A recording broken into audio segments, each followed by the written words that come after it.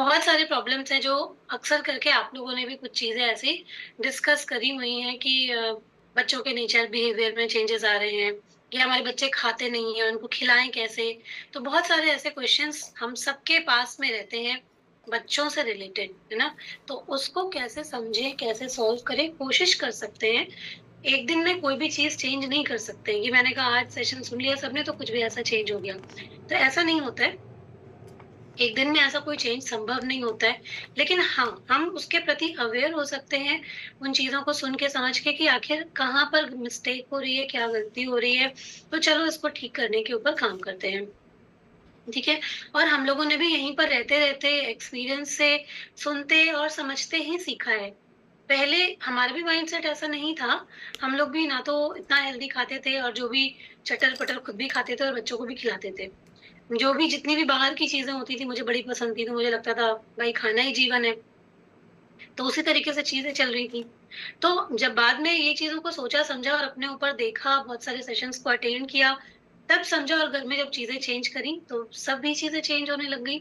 मेरे बेटे की हाइट मेरे घर में सबसे अच्छी है। उसकी हाइट 5'11" है और जब वो शुरुआत में 9th क्लास तक उसकी हाइट नहीं बढ़ रही थी।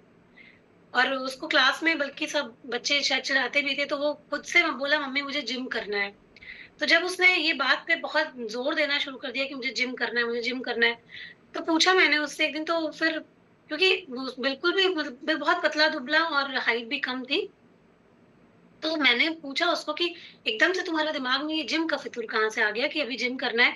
शरीर में ताकत बिल्कुल नहीं है, खाते-वाते कुछ ढंग से हो नहीं, तो तुम्हें जिम क्यों करना है?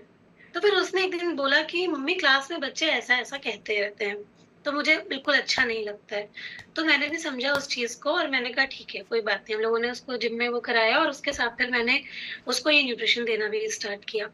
और अभी उसके बाद में वाक़ई में ख़ैर उसको वो थोड़ा डेडिकेटेड भी रहा अपने हेल्थ के प्रति कितना प्रोटीन लेना है, क्या कैसे खाना खाना है, उसका शेक आज भी अब वो बाहर भी चला गया लेकिन वो वहाँ पर उसने अपनी सारी चीज़ें ले ली। उसने एक ब्लेंडर ले लिया, तो बच्चे करते नहीं है ना, लेकिन उसने अपना एक वहाँ पे ओट्स का एक शेक बनाता है, तो वो अपना ब्लेंडर, जग सब उसने लेकर के वहाँ पर भी आज वो बनाता है। तो बहुत अच्छी हाइट है, भगवान की दया से हेल्थ अच्छी है और जो हेल्थ के प्रति उसकी जागरूकता थी, कहीं न कहीं जब बच्चे अच्छा खाते हैं, तो उनका माइंडसेट भी अच्छा होता है ना? क्योंकि हमारे यहाँ पे 2 बच्चे हैं, उनके अंदर डिफरेंस देखते हैं और ऐसे हमारे घर में अगर हमारे पास 2 बच्चे होते हैं, तो दोनों अलग-अलग तरीके के होते हैं, है ना? तो वो फ़र्क मुझे दिखता है कि वो जो ज़्यादा जो है वो हेल्थ के पीछे या हेल्दी खाना खाता है, उसका माइंडसेट थोड़ा अलग है और दूसरे का थोड़ा अलग। तो ये चीज़ें हो जाती हैं, तो इसलिए खाने-पीने का तो ख़ैर बहुत प्रभाव पड़ता है।